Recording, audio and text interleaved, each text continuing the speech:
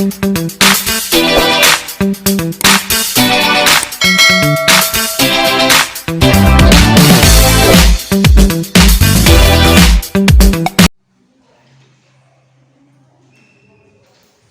warahmatullahi wabarakatuh. Ini kuliah keberapa? Kemarin kuliah? Oh, berarti udah merasakan jadi mahasiswa ya. Cuma suasananya berbeda. Ya. Suasana ini suasana di rumah. Waalaikumsalam. Ini suasana di rumah. Waalaikumsalam warahmatullahi wabarakatuh. Mudah-mudahan hadir semua.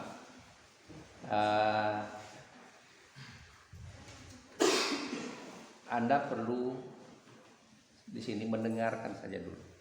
Nanti mana tidak paham Anda tanyakan. Ya. Kalau Anda tidak paham juga lagi, Anda ulang lagi nanti. Karena saya buatkan ke konten YouTube saya. Oke.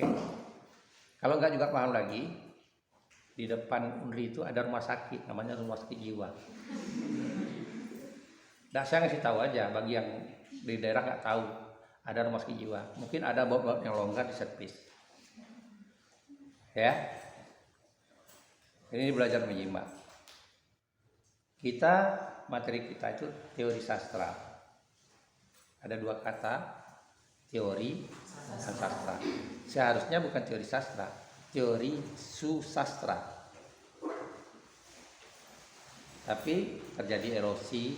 Kata susastra itu orang lebih sering mengatakan teori sastra. Jarang kita mendengarkan karya susastra, jarang. Mungkin akibat itu pula, secara tidak sadar pula karya susastra itu bergeser. Tidak sesuai dengan hakikat pada mulanya susastra itu.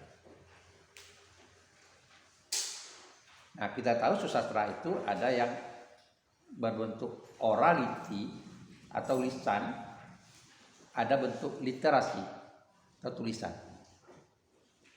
Saya ulangi lagi, ada bentuk orality lisan, ada bentuk literasi tulisan.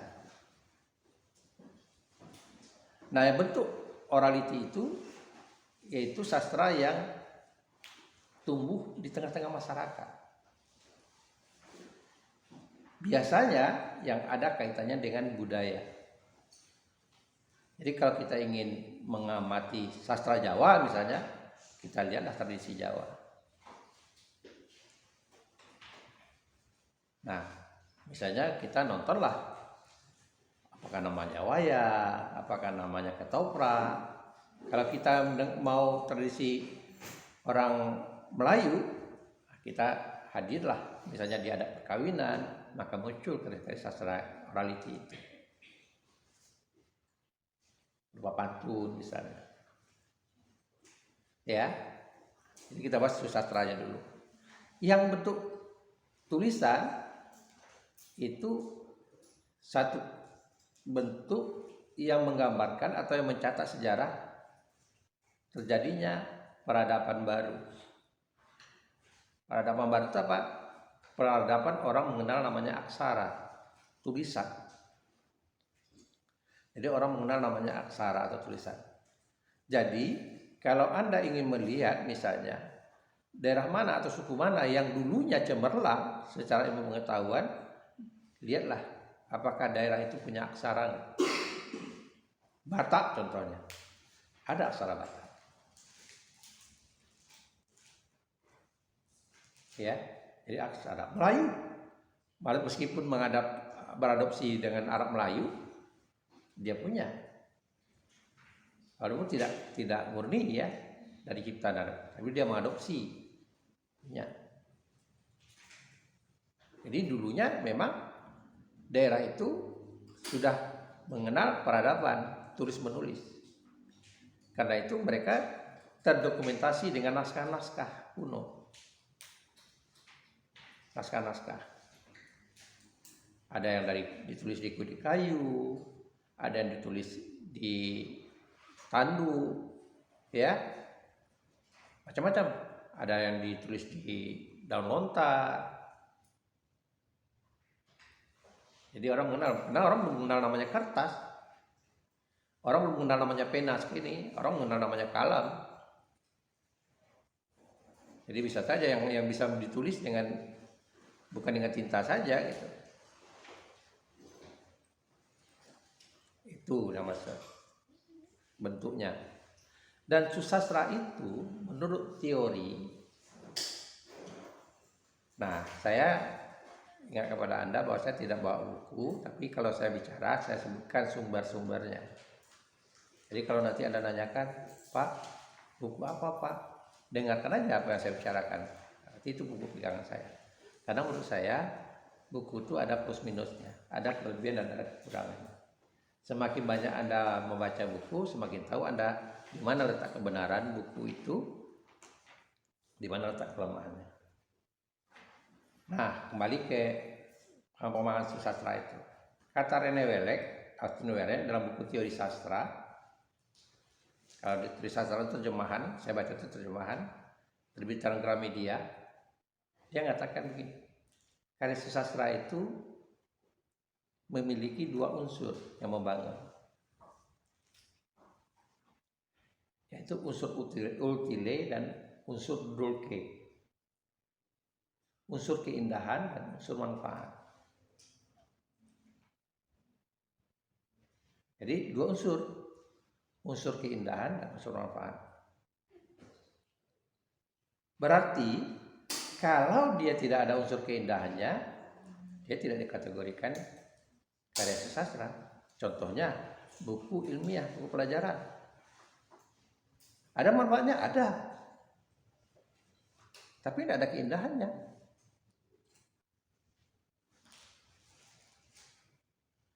Ya. Nah begitu juga kalau kita mengenal namanya bunyi-bunyian, indah didengar, indah, nyaman dengar, nyaman. Bahkan mati lampu bunyi suara nyamuk aja, meskipun kalau dia tidak gigit kita, rasanya memecah kesunyian, indah. Tapi tidak bisa kita katakan karya sastra, karena sastra itu gubahan, ya, dia gubahan dari bentuk kreativitas manusia, hasil kreativitas.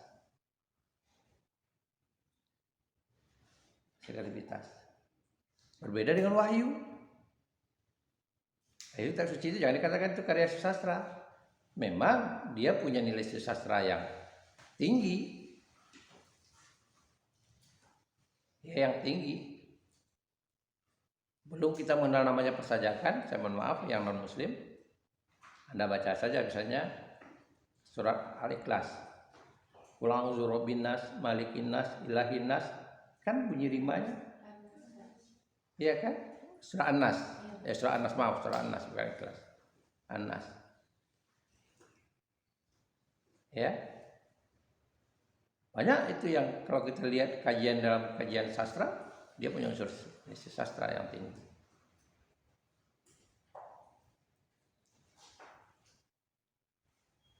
Nah, oleh karena itu sekali lagi, kalau kita melihat sebuah karya, mau kita kaji, kita lihat dulu memenuhi dua unsur itu enggak. Kalau tidak ya kita sampingkan. Karena ada karya yang bentuknya sama, tapi tidak dikategori karya sastra. Tahun 80-an kita mengenal di Indonesia ini ada dua penulis yang produktif. Yang satu namanya Muti Gobuse, yang satu namanya Laros. Laros itu penulis perempuan, Muti Gobuse itu laki-laki. Novelnya, larisnya novelnya itu sama dengan larisnya majalah. Jadi di mana kita mengenal namanya dulu ramai orang jual koran, majalah. Terbang belum udah lahir belum? Belum. Jadi digantung-gantungkan orang, laku dibeli. Tapi meskipun dia penulis produktif, karyanya itu tidak dikategori sastrawan, itu sastra sebagai karya sastra, dikategorikan karya pop.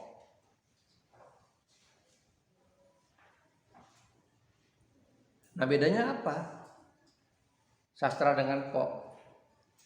Pop itu istilah dari kata populer. Kalau karya pop, dia mengikuti selera pembaca.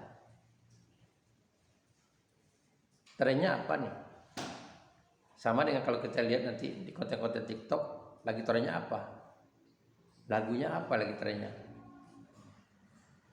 Ramai-ramai buat. Ya. Sekarang lagu trennya apa di TikTok? Apa? Nah, dia ada konten-kontennya. Artis semuanya juga sama seperti itu. Itu namanya karya populer. Tapi karya sastra tidak begitu. Dia ada unsur idealisnya. Karena para sastrawan itu dia punya identitas sendiri. Ya, karena itu sastrawan itu dikatakan sastrawan itu juga cendekiawan, pemikir. Lalu di mana letak ukur keindahan itu, unsur keindahan itu? Keindahan itu sifatnya relatif.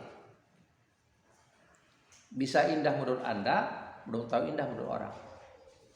Tapi tentu kita mengambil orang-orang yang atau bentuk-bentuk keindahan yang sifatnya universal, yang secara konvensi orang bersepakat.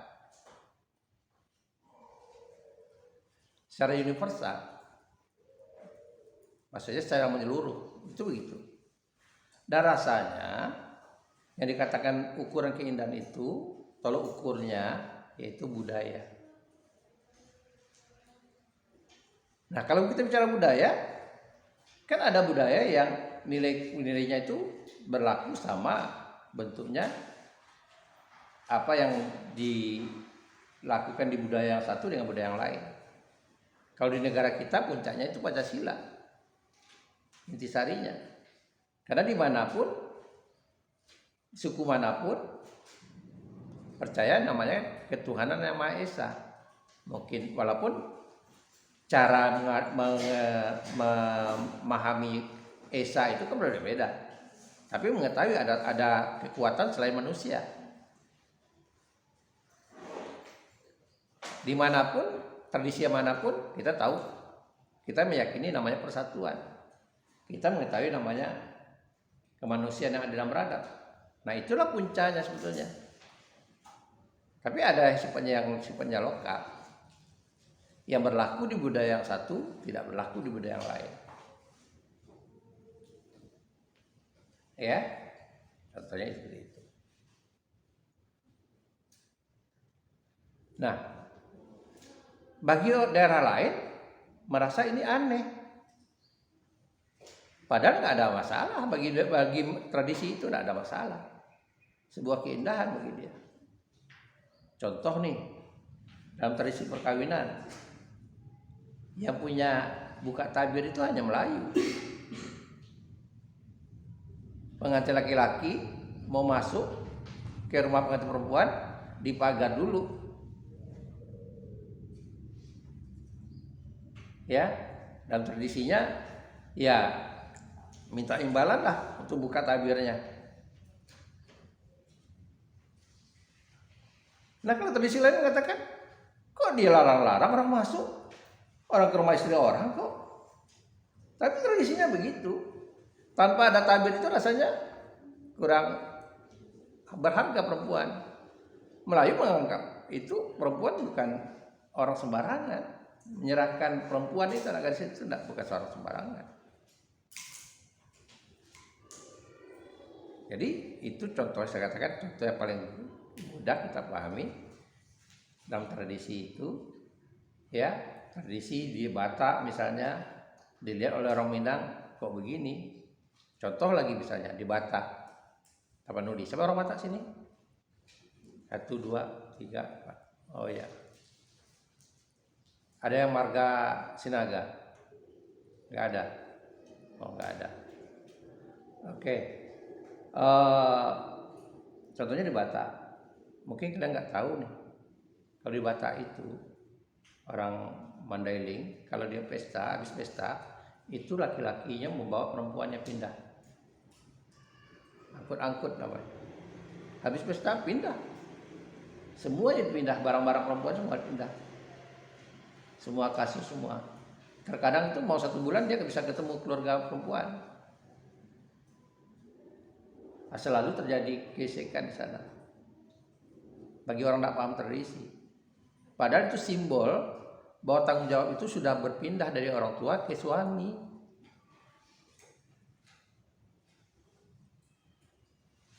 Berbeda dengan Minang. Minang tidak. Pas pesta, si suami nggak pulang-pulang ke rumah mertuanya, Dia tinggal rumah mertuanya.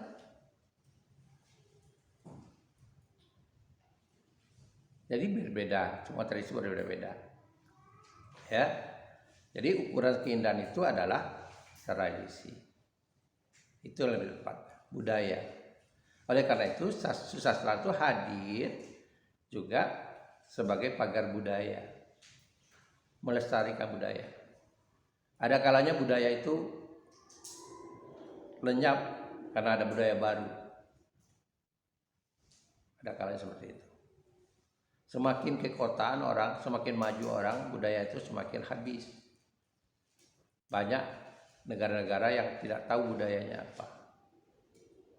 Singapura contohnya, budayanya apa? Katakan Melayu, dulunya Melayu. Tapi karena sudah bercampur, sama juga Anda sekarang nih. Ketika Anda kos di Panam, secara tidak sadar Anda mulai melepaskan tradisi Anda, budaya Anda. Mulai secara tidak langsung. Kenapa? Kalau di kampung Anda dipagari oleh banyak orang. Sekampung itu udah dikaitkan famili semua. Ya, mulai dari hubungan nenek, hubungan datuk sampai hubungan itik. Saudara-saudara, kenapa? Itik saya kawin dengan itik dia, jadi kami saudara itik. Di kota kan ada begitu. Orang saudara anjingnya. Kemarin kan ada terjadi ribut di Jakarta. Orang menikahi anjingnya, mengawinkan anjingnya dengan tradisi Jawa. Ada kan? Ribut orang. Itu kan sebuah penghinaan. Sebuah penghinaan. Maksud dia mungkin mengatakan bahwa pertama dia mampu, yang kedua dia mengatakan ingin menggunakan tradisi manusia pada hewan, mungkin. Tapi kan tidak begitu. Sampai di situ udah paham konsepnya? Sastra. Sekarang susastra itu kita tahu bendanya, kayak gini nih, ada kita tahu bendanya. Lalu mau kita apakan? Nah, sama dengan sekarang ini, lagi gila-gilanya media sosial. Anda atau teman-teman Anda ngajak pergi makan, yuk kita makan di sana, lagi ramai orang, lagi viral. Tahu nggak apa kejadiannya? Sebelum makan tunggu dulu, jangan dimakan dulu, foto dulu buat konten. Dibuat konten dulu. Padahal tujuan pertama itu adalah makan.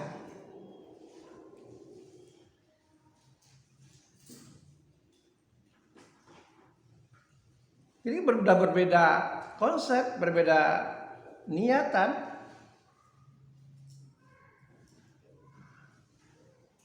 Jadi sekali lagi, kalau kita bicara karya sastra, kita lihat karya sastra, kita mau dapat memperoleh apanya. Nah, kalau kita memperoleh apanya, ada jalannya, ada teorinya, ada pisau bedahnya. Pisau bedahnya itulah yang dikatakan teori sastra. Pisau bedah itu dikatakan teori sastra. Ada 4 cara orang melihat karya sastra itu. Yang pertama, mengaitkan karya sastra itu dengan pengarangnya. Kita baca karya Hamka nih, ya. Kenapa Hamka ini misalnya membicarakan tentang strata orang, status orang. Yang selalu kena itu, sebetulnya Hamka tidak bicarakan tentang spesifik adat Minang. dia menyeluruh. Tapi karena dia berasal dari Minang dan dia lebih menguasai tradisi Minang, yang kenanya Minang. Ya, contohnya Hamka. Kita mengkaji, mengamati karya tenggelamnya kapal Pandaruis. Betul karya Hamka kan? Itu udah filmkan juga. Nah, Anda bisa lihat nanti di filmnya kalau malas baca buku. Tapi harusnya baca juga buku. Nah, kenapa kok repot-repotnya Hamka mengambil tokoh Zainuddin itu dari Makassar? Kenapa nggak dari Medan aja? Atau dari Palembang? Karena Palembang toh juga patrilineal. Tapanuli juga Sumatera Utara dari Medan juga patrilineal. Melayu pesisir patrilineal. Kan persoalan pertama kan itu tadi.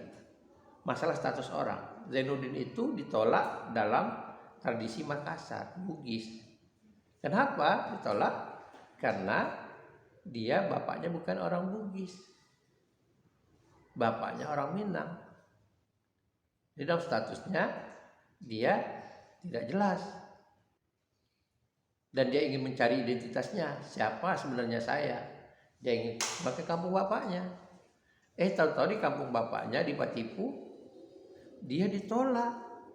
Karena di Batipu itu, di dalam Minangkabau itu yang diakui keturunan ibu. Karena ibunya bukan orang Minang, maka dia ditolak kehadirannya. Kan begitu. Lalu kenapa kita kaitkannya dengan Hamka? Kita harus tahu Hamka ini. Hamka ini seorang mubalik, seorang buya terkenal, orang mendalami agama, orang yang religius. Dia melihat konsep tradisi adat bersendi sarak bersendi kitabullah. Dia ingin mengkritisi itu.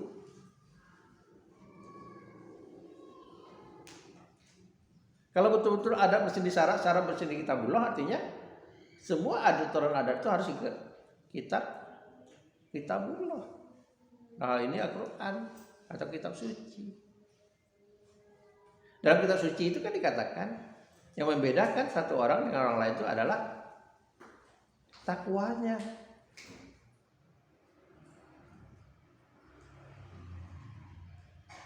Nah, jadi kalau kita ingin mengkaji, mengaitkan, alhamdulillah lampu hidup, kita mengaitkan antara karya sastra dengan pengarangnya, ada teori yang kita pakai, yang namanya teori struktural genetik. Ya, tulisannya struktural genetik. Oke. Artinya apa? Kita membahas hubungan pengarang dengan karya sastra.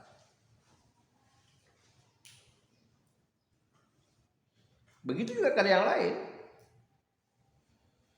Kita bicara Khairil, kita cari lihat bagaimana riwayat Khairil dengan apa implikasinya terhadap karyanya, efeknya pada karyanya. Jadi kalau kita ingin bicara tentang membahas karya sastra dengan pendekatan teori struktural genetik, kita harus tahu dulu siapa pengarangnya. Sebaiknya ketemu langsung. Kalau tidak melalui baca-bacaan yang menulis tentang dia. Saya kan ketemu Khairil, tapi melalui bacaan-bacaan yang ditulis oleh Sumanjaya, oleh Habib Yasin, ya, oleh Rosian Anwar atau artikel lainnya, saya dapat informasi tentang itu.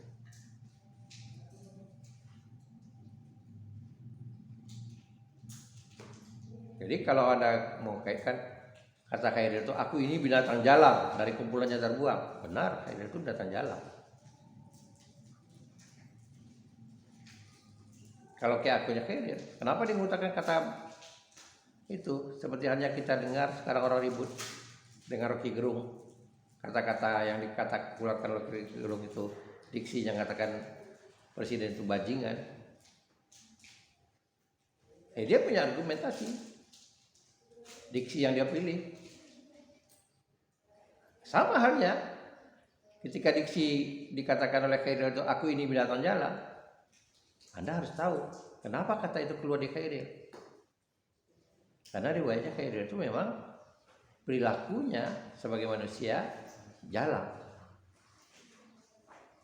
Anda bisa baca di Abi Yasin atau di Sumanjaya juga ada pernah nulis, atau di Rahasia Anwar. Dan dia Khairil itu seorang anak yang ditinggalkan bapaknya merantau ke Jakarta oleh ibunya. Saudara dapat kabar dia menyusul, nama ibunya menyusul orang tuanya mencari bapaknya di Jakarta. Atau di Jakarta bapaknya udah nikah lagi, dan mereka hidup terlunta. Akhirnya ibunya tidak bertahan, pulang lagi ke Medan. Dan Khairil kecil tidak mau pulang, dia bertahan hidup. Anda bayangkan anak yang masih puber-pubernya tanpa ada yang kontrol, jadi anak jalanan. Saya selalu katakan, menurut literatur yang saya baca, dari informasi yang saya peroleh, Khairil itu dia suka ke rumah prostitusi, rumah pelacuran.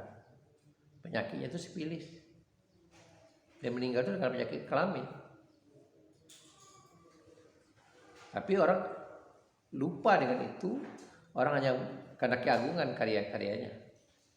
Tapi kalau mungkin melihat perilakunya sebagai manusia, bukan sebagai melihat karya-karyanya. Tapi dia orang cerdas. Dia termasuk 10 penerjemah sastra terbaik di Indonesia yang pernah ada. Dia penerjemah, karena itu banyak karya-karyanya, ada beberapa karyanya itu dituduh orang sebagai plagiat. Misalnya Kerawang Bekasi dituduh plagiat. Padahal menurut Abi Yasin yang saya baca, menurut Abi Yasin, Khairil Anwar mengaku pada dia bahwa dia baru pulang dari Kerawang ke Bekasi naik kereta. Terjadilah peristiwa Rengas Dengklok. Nanti Anda baca nanti. Tugas-tugas mahasiswa ada tuh. Rengas Dengklok. Jadi terjadi pas baru terjadi peristiwa itu.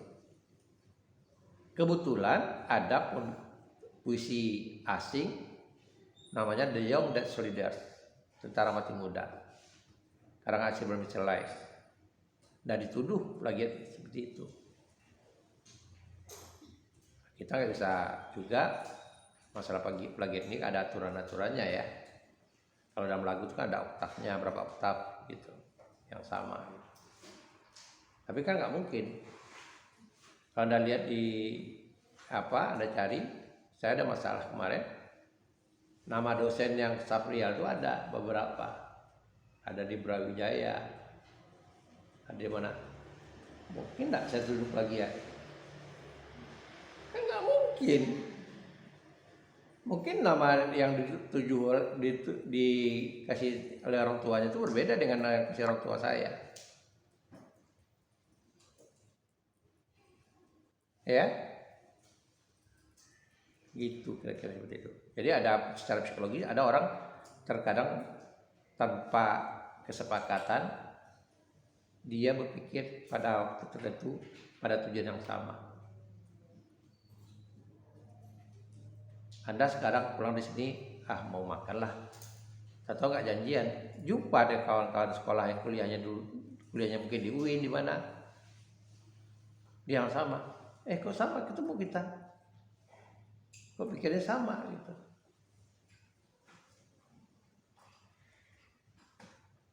Nah itu yang perlu dipahami. Jadi itu. Jadi sastra itu ada 4, kembali ke persoalan, ada 4 cara memandangnya. Tadi sudah kita bahas 1, yaitu bicara tentang mengaitkan karya sastra itu dengan pengarang. Artinya kalau kita mengarangnya, kita tahu dulu sebab. Ya, kita ingin menulis karya membahas bumi manusia, karyanya Pramudia Anantatur yang pernah diajukan jadi berapa hadiah Nobel. Kita tahu dulu siapa Pramudia Anantatur. Ya, kita mau meneliti tentang robohnya surau kami, A.Nafis. Kita harus tahu siapa itu A.Nafis.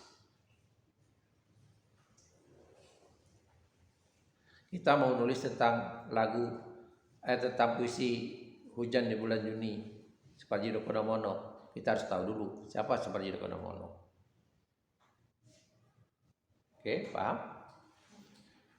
Nah, ada lagi teori yang lain, kita tidak perlu tahu siapa pengarangnya. Namanya pendekatannya objektif. Artinya yang mau kita lihat itu adalah karya-karya itu sendiri, tanpa ada yang membelai. Nah, kalau misalnya Anda ikut lomba menulis puisi, itu jurinya harus objektif. Dia harus tip X, dia punya siapa yang menulis, karangan siapa, karyanya aja. Kalau tidak, dia tidak nilai secara objektif. Oh, dia lihat, ini namanya ini nih. Dulu mamanya pernah pacaran dengan saya, dia putusin saya. Udah, kan objektif lagi. Ya objektif. Kalau objektif apa? Ya objeknya yang dilihat. Namanya pendekatan struktural. Strukturnya. Kalau puisi, struktur puisi itu mulai dari tema, amanat, rimanya, pola barisnya, pola baitnya,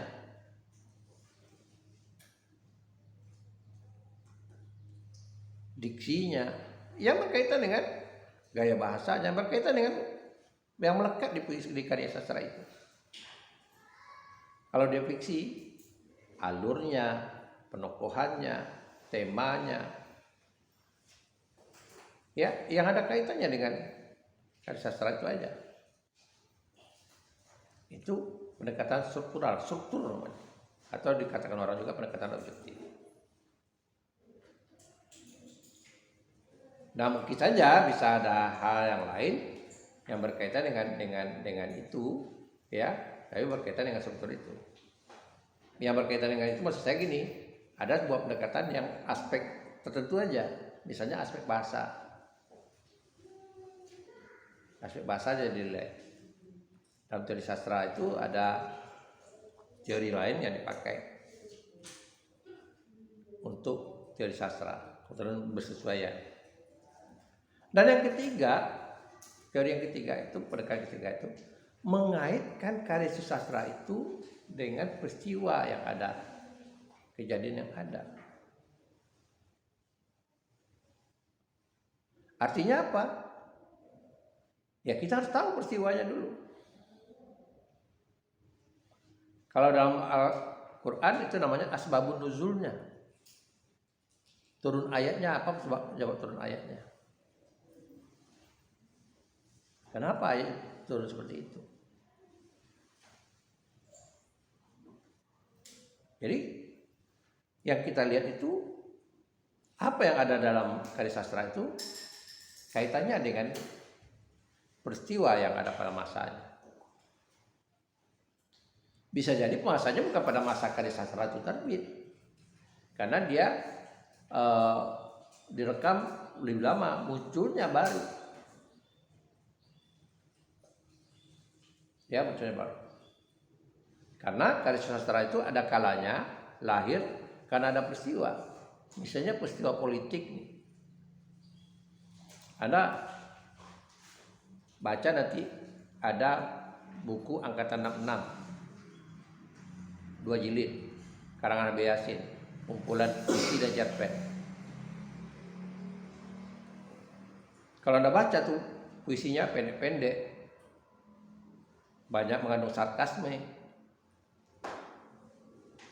Nah, kenapa kok karya seperti itu? Ya kebetulan karena waktu itu peristiwa jatuhnya Orde Baru, Orde Lama, munculnya Orde Baru. Munculnya. Dan bukan tidak mungkin peristiwa yang terjadi sekarang sudah direkam oleh penyair, tahu-tahu mungkin dia tidak punya waktu atau dia tidak punya keberanian, muncul kemudian karyanya tentang suasana sekarang. Contohnya suasana COVID aja sudah ada karya-karya orang tentang novel tentang COVID. Nah itu ada lagi teorinya, ya. Nah, kemudian sastra itu bisa juga dengan cara membandingkan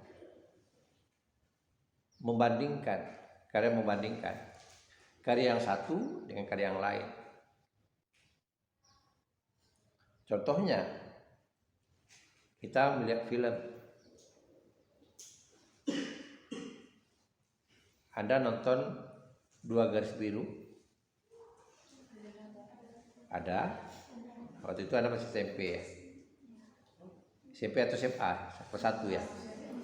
SMA udah kelas 1 ya? Udah SMA kelas 1. Dua Garis Biru. Nah, itu tuh filmnya muncul dulu. Kemudian filmnya itu viral, akhirnya muncul novel. Jadi terbalik, biasanya novel dulu diangkat orang ke film. Ini tidak, filmnya dulu baru muncul novel. Nah, orang membandingkan, ya membandingkan apa yang, nah ini kita menggunakan teori sastra itu sebetulnya sebagai bentuk kritik. Kritik itu bukan berarti melihat yang negatif saja. Kita mendedahkan, membentangkan pada orang, ini nilai positifnya, ini baik negatifnya. Orang mau ikuti kita silakan, tidak silakan. Itu produknya akhirnya kritik sastra.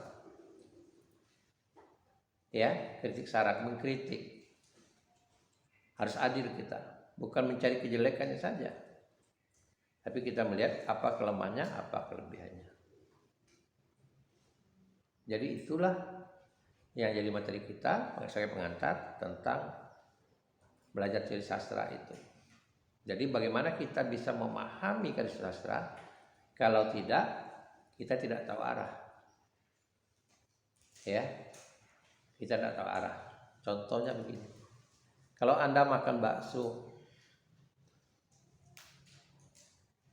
ada yang mengatakan, teman Anda mengatakan, ya baksonya enak, ada yang mengatakan nggak enak. Kenapa?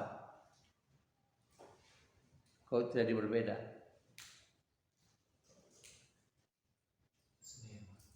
Karena selera. Kan nggak objektif. Karena yang membuat enak tidak enak itu sebetulnya Anda. Anda suka pedas, Anda tambah cabai yang pedas. Teman Anda nggak suka pedas, coba kasih yang bakso Anda, coba cicipi ini. Dia pasti katakan nggak enak. Tapi Anda karena ingat tersugesti orang makan bakso, masa saya nggak makan bakso? Ya kan? Kan banyak sekarang orang hidup, orang tidak tahu dengan kesehatan.